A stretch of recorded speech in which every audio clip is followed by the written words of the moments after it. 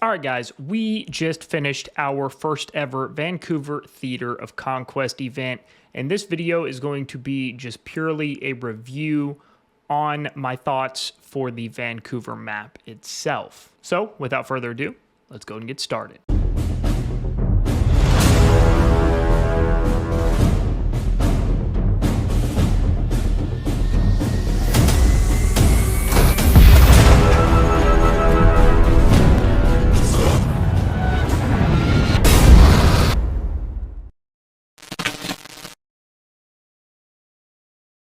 Welcome back, guys. I hope everybody is doing well. This is going to be a Vancouver map review. I will go ahead and zoom out here and give you guys kind of a final look at how everything played out. There was, I would say, this event was a little bit odd because I felt like the fighting was a little slow at the start, but then it progressively got a little better for sure. So that was good. You guys can see here. It looks like 27 NT has kind of got the final middle objective, and they were allied with 300 F2P, and who was there? So it was us, S40 Fire, MDAF. I should know this, but I don't. This sounds bad. Oh yeah, Goth. Sorry, Goth. So then it was F2P.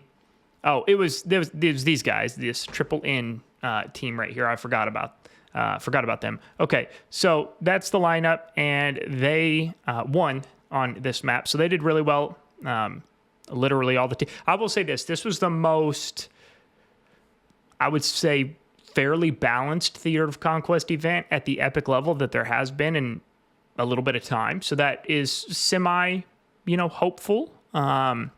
We'll see if that continues to be the case and be sustainable or not. We had an interesting thing take place in this event. Fire actually kind of, protested a little bit at the beginning because they are, they've built their team basically to be a Gold 1 team, which is perfectly fine, but they keep getting thrown into Epic because there's just not enough teams to actually hold a full Epic lineup of like equally or close to equally balanced teams. And I'll show you guys that here in just a sec, but they didn't actually even build the CC for the first, I don't know, maybe almost week or something like that. And I actually commend them, right? I'm a believer that if you want change, you've got to do something pretty extreme to bring attention to it. And that's what they did. And so while it did hurt us as a coalition, our set of 4 alliances, because we were basically fighting one alliance down for the first week, I mean, it definitely hurt, but, I understand what they did. I respect what they did. I get it completely. So, I completely support what they did there. I'll show you guys real quick too. Let's see the power rankings.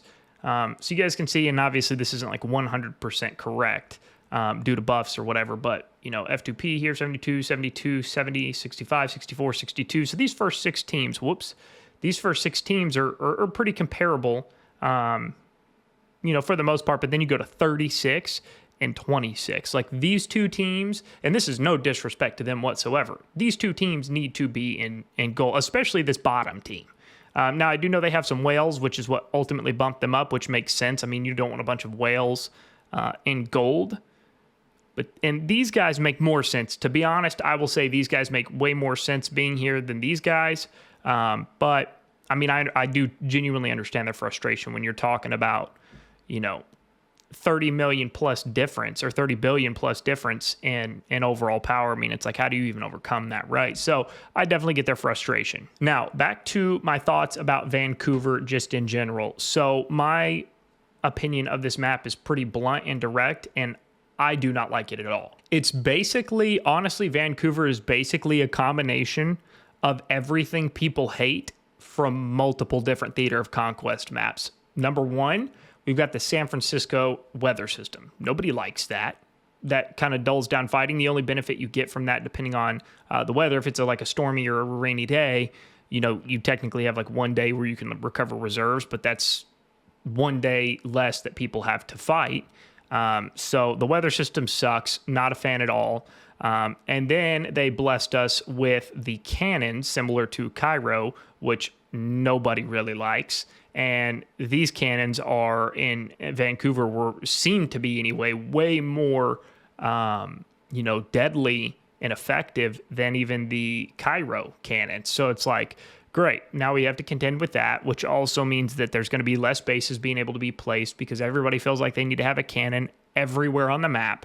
The cannons will just beat the dog shit out of your units, in a matter of a couple shots, it seems like. And then, to top it all off, they've been hammering this Navy down our throat, it's getting to a pretty annoying degree, to be honest with you. And they've designed this map. A GNC is a phenomenal balance between sea and land. This map is not. They force you in many ways to fight in the sea. And I know they're trying to push the sea, and that's okay, but they're doing a really not good job of still incorporating the land-based traditional maps that everybody loves. I think everybody's more or less accepted Navy as kind of just what it is with the game. People are, building their navies up slowly, but nobody's just kind of like fully, in love with Navy. Not, at least not for the most part. There might be a one-off here and there, but for the most part, the community tolerates it, but doesn't really like it. And I'm in that same boat too. But the more that we keep getting these just Navy maps pushed down our throat, I think the more the community is going to start to reject it and push back.